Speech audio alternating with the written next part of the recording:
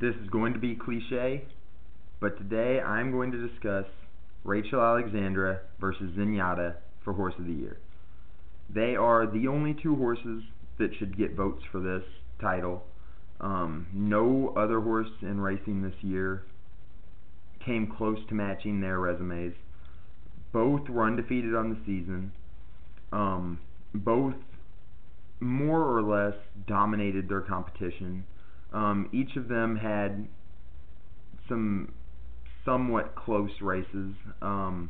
Zenyatta maybe more so than Rachel Alexandra. Rachel Alexandra's only close race was against Macho again at Saratoga after carving out ridiculous fractions. Zenyatta's closest race was against a low-level allowance type, a decent allowance type in California. And I'm just going to kind of give my 2 cents on this whole argument. To me, Rachel Alexandra is the superior horse, period. She did things this season as a 3-year-old filly that I don't ever remember seeing horses do. When I watched her race, I think you can put her in the same category as Go for Wand, Personal Ensign. She's racing as a 4-year-old and is going to really have a chance to put her name up there next to a horse like Ruffian. I mean, she really is. She's got that kind of ability. She ran, I think, the fastest buyer speed figure in America last year when she ran a 1:16. She won the Kentucky Oaks by 20 lengths. I mean, this is a filly of freakish ability. When you watch her race, I mean, that's the word that comes to mind, is just freak of nature, aberration. She's clearly, in my opinion, the best racehorse that ran in America this past year. Zenyatta, on the other hand, did things that are pretty impressive. I mean, she was undefeated. She became the first mare ever to win the Breeders' Cup Classic. That's really saying something. Winning the Breeders' Cup Classic is an accomplishment. It's a big accomplishment. Although she did so against one of the weaker fields I've ever seen assembled. She was never overwhelmingly fast. I think in the Breeders' Cup Classic she ran a 1:12 buyer, which is fast. I mean, it's very fast, but she also ran a lot of races that were much slower than that. When you talk to speed figure people, a lot of them are willing to excuse some of those slower numbers, saying that her running style, coming from so far out of the race, made it almost impossible for her to run fast numbers. I think that's interesting as an argument. That's one of the flaws with speed figure handicapping, I suppose. But she never really just dominated races like Rachel Alexandra did. It wasn't like she was going out and just beating horses by 10 and 15 lengths. I mean, she was winning some pretty close races against some pretty suspect competition. I know Life is Sweet came out to win the Breeders' Cup Distaff, but again, the Distaff field was pretty questionable this year, and especially when you consider that a lot of the better horses had to come from New York or from the Northeast and ship all the way to Southern California. And you know, people are making a big deal about that now, about the difference between dirt and polytrack.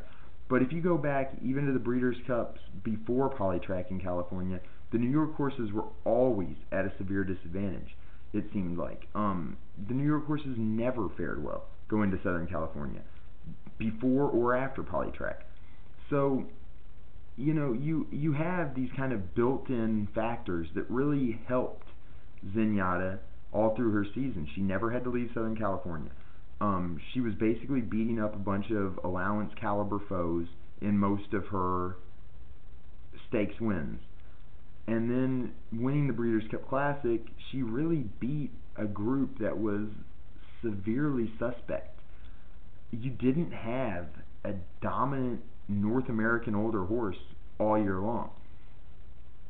You had a group of decent 3-year-olds, I mean, even maybe pretty good 3-year-olds, but Quality Road scratches at the gate. Maybe the most talented other horse on paper in that race. Um, it was a group that, didn't really inspire. It wasn't like the group that Ghost Zapper beat. It wasn't like the groups that were running 4 and 5 years ago. So, it is a big discussion. Who wins? Rachel Alexandra, Zenyatta.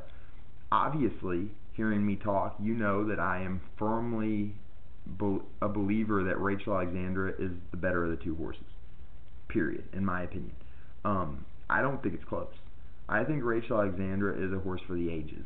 I think Zenyatta is a horse similar to Ann Azari, who was a really nice racehorse, but not an all-time great. But I think Horse of the Year has to go to Zenyatta, just because horse racing needs the Breeders' Cup to be a day of champions. They've tried renaming it the World Thoroughbred Championships. I think most people still call it the Breeders' Cup.